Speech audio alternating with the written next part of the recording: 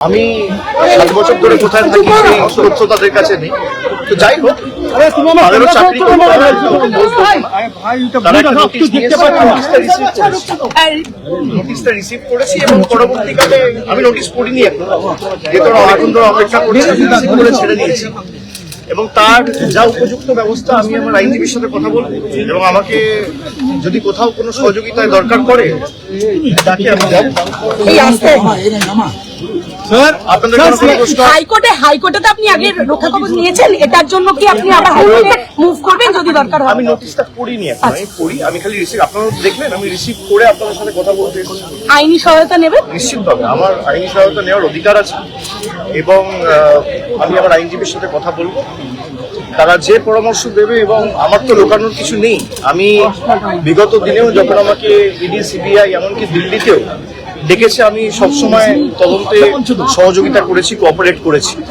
এখানেও আমাকে যখন ডেকেছে নবজোয়ারের সময়, আমার পদযাত্রা আটকে, কর্মসূচি আটকে, একবার সিবিআই ডেকে পাঠিয়েছে, একবার ইডি ডেকে পাঠিয়েছে, আমি গেছি। আমি সব মিলিয়ে কিছু না হলেও প্রায় 10 থেকে 12 বার দিল্লি, কলকাতা মিলিয়ে এদের কাছে অ্যাপিয়ার করেছি। আমি তো কোথাও পালিয়ে যাই। আজকেই আপনার ঘোষণা বিভিন্ন জায়গায় আপনি যাওয়ার কথা, সেখানে আজকেই এই সিআইডি কি বলবে? না, সে তো রাজনৈতিক কোনো নিজেদের স্বার্থ রয়েছে, সে কারণে অপব্যবহার, ক্ষমতার অপব্যবহার যদি করে ক্ষমতায় বেশি দিন তারা টেকে নেই। আপনি কি কর্মসূচি যাবেন? আমি নিশ্চিতভাবে আমার পূর্ব ঘোষিত কর্মসূচি রয়েছে। আমি বেলেঘাটাতেও গেছিলাম সকালে, আমার বিকেলে সোনারপুরে যাওয়ার কথা রয়েছে। যদিও ওখানে ওরা একটা অশান্তি তৈরি করার চেষ্টা করছে এবং যারা এলাকায় যারা ভিকটিম ফ্যামিলি তাদেরকেও বিভিন্নভাবে শাসানো হয়েছে। আমি বেলেঘাটাও বিশ্বজিৎ পটনায়কের পরিবারের সাথে দেখা করলাম, ওদেরকেও যেভাবে ভয় দেখানো হচ্ছে ওদের বাড়িতে গিয়ে। আমি যখন বেলেঘাটার পার্টি অফিসে ওদের সাথে মিট করি, ওই সময়টাতে ওদের বাড়িতে গিয়ে বিজেপির কিছু লোকেরা ধমকাচ্ছে, চমকাচ্ছে এবং পুলিশ নীরব দর্শক, তাদেরও চাকরি বাঁচাতে হবে, সুতরাং কিছু করার নেই। কিন্তু আমরা এই লড়াইয়ের ময়দান থেকে সরবো না। এসব করে আমাকে আগেও জমাতে পারেনি, আমি আগামী দিনেও মাথা নত করার ছেলে না। আপনারা কেএমসি নিয়ে আমাকে প্রশ্ন করেছেন যে কেএমসি আমাকে নোটিশ দিয়েছে। কেএমসি যে নোটিশ দিয়েছে তার রিপ্লাই আমি ইতিমধ্যেই দিয়েছি এবং গতকাল আমরা হাইকোর্টে মুভ করেছি, কোর্টে কেসও ফাইল করা হয়েছে। যদি কেউ ভাবে যে ডেকে ভয় দেখিয়ে চমকে জোর জবরদস্তি ফেক কেসে ইমপ্লিকেট করে জেলে ঢুকিয়ে আমাদের মাথা নত করবে, আমরা ওই ধাতুতে তৈরি নই। সবাই অমিত শাহ পদলেহন করে বিজেপিতে যোগদান করে নিজেদের রাজনৈতিক স্বার্থ চরিতার্থ করতে বিজেপিতে যায় না। যাদের মাথার উপর 2, 3, 4 করে সিবিআই ইডি কেস ঝুলছে, যাদের মাথায় 2, 3, 4 করে ইডি, সিবিআই কেস ঝুলছে, তারা আজকে দুর্নীতি যারা তৃণমূলকে চোর বলে।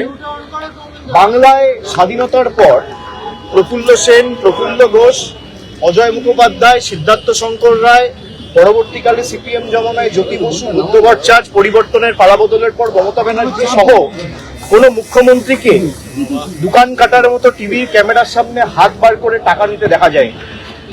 এখন বাংলার যিনি মুখ্যমন্ত্রী, তাকে টিভির পর্দায় নির্লজ্জের মতো দোকান কাটার মতো হাত বাড়িয়ে টাকা নিতে, ঘুষ নিতে দেখা গেছে। এটা আমাদের চোর বলে।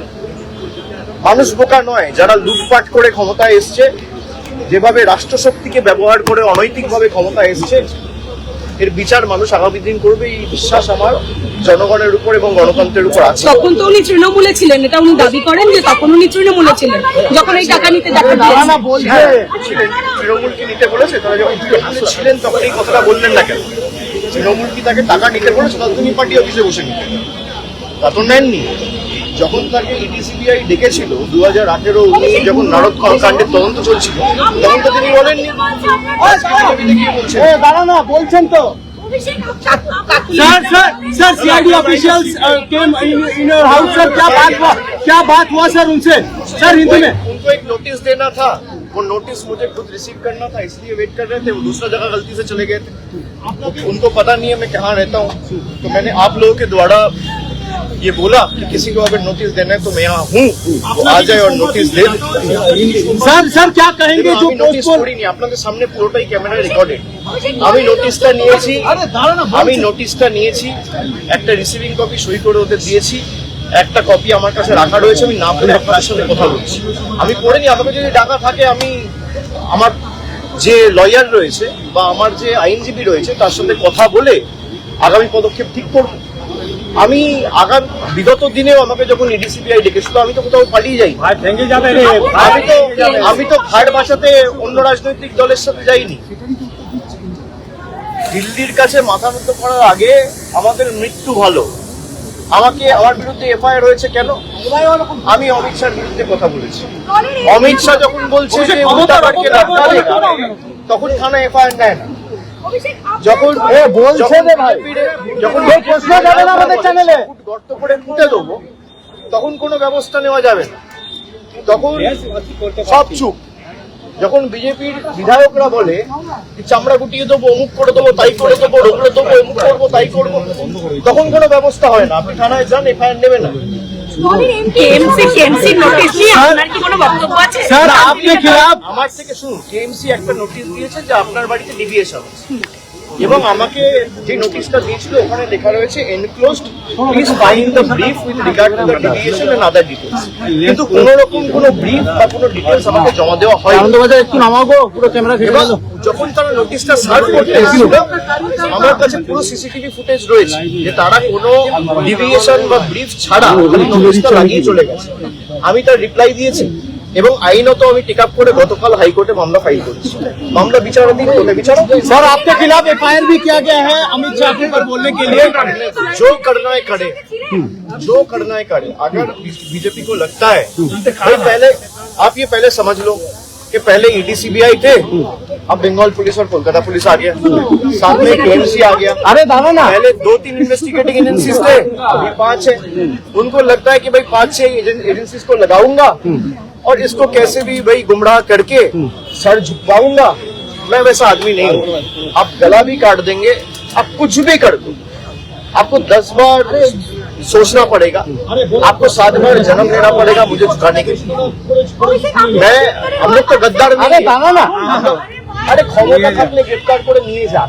আপনি কি ভাবেন আমাকে? सर सर আমি আইনত লড়বো, আপনি ফলস কেসে ইমপ্লিকেট করে আমাকে গ্রেফতার করুন। আপনি গ্রেফতার করে নিয়ে যান, সিআইডি আপনার, ইডি আপনার, সিবিআই আপনার, কলকাতা পুলিশ আপনার, ওয়েস্ট বেঙ্গল পুলিশ আপনার, নিয়ে যান। আমি তো পালিয়ে যাচ্ছি।